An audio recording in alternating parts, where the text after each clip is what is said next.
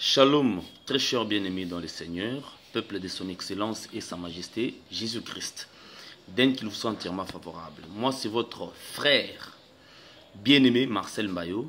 Je viens juste dans notre programme qui consiste à nous exhorter pendant 5 minutes sur la marche chrétienne.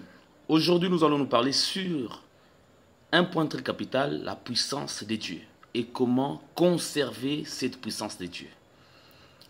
Point A, comment acquérir la puissance de Dieu. Je serai très simple avec un langage basique.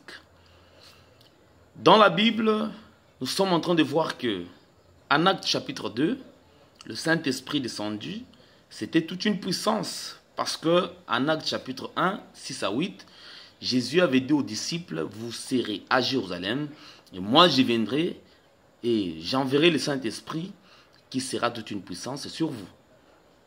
En Actes chapitre 2, ils sont restés à Jérusalem. Et le Saint-Esprit était descendu, cela veut dire qu'ils étaient remplis du Saint-Esprit.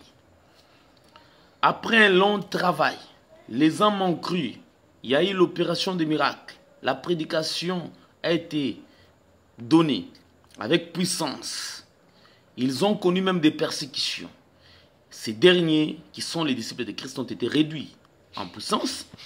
La Bible dit, lorsqu'ils prièrent à nouveau, là je suis en Actes chapitre 4, verset 31, il est écrit que les lieux sur lesquels ils étaient trembla, et ils furent de nouveau remplis du Saint-Esprit.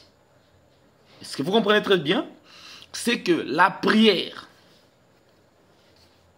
qui a été faite en Actes chapitre 1, dans la chambre haute, et la prière qui a été faite en Acte 2, verset 31, après la persécution, a permis à ce que les disciples soient remplis du Saint-Esprit. Donc, nous comprenons que la prière remplit les enfants de Dieu du Saint-Esprit. Que Dieu vous bénisse. Je marche avec Jésus. Jésus, après le baptême des gens, il fut amené dans le désert, où il passa 40 jours et 40 nuits. Il ne mangea ni ne but.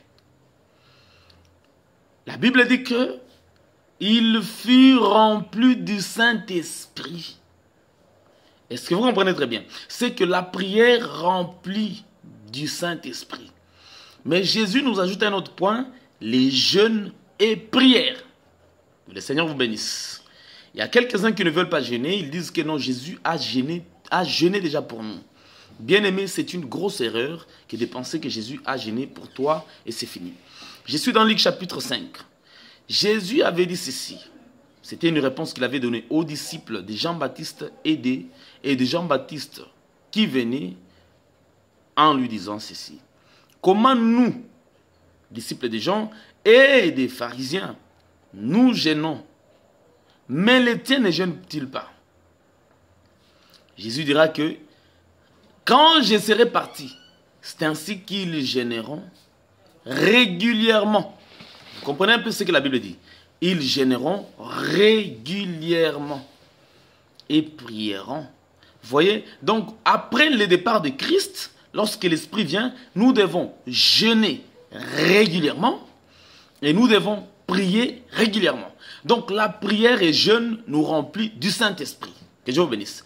Mais chaque prière doit tirer son origine dans les Saintes Écritures.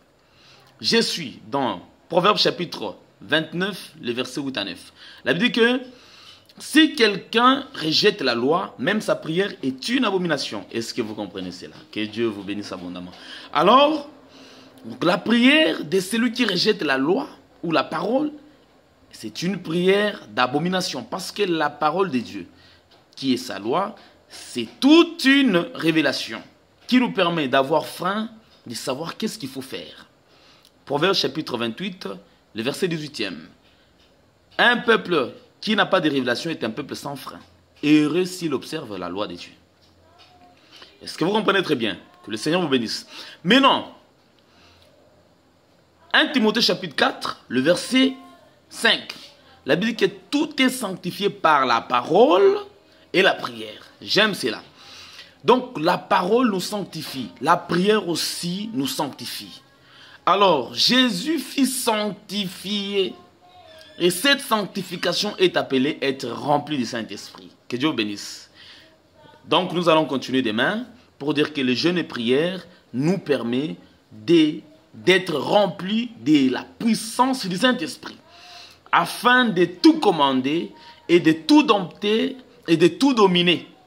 Que le Seigneur te remplisse de son esprit là où tu es et qu'il te donne les potentialités de dominer, de chasser les mauvais esprits, de les ordonner afin qu'ils soient obéissants à tes mots. Que Dieu te bénisse. À tout à l'heure. Par la grâce du Seigneur.